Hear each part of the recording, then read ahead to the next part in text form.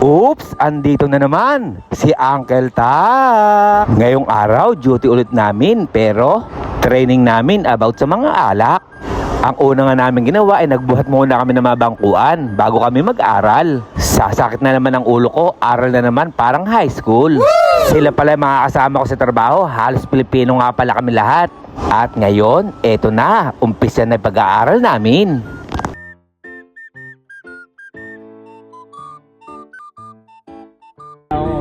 Kasi ano lang basic lang yung dito eh. Break time namin kaya kakain na kami.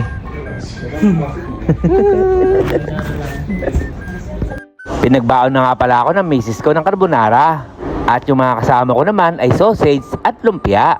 Kaya sa araw na ito, busog na naman yung Uncle Tax nyo. Kaya tara muna mga uncle, samahan nyo muna kaming kumain.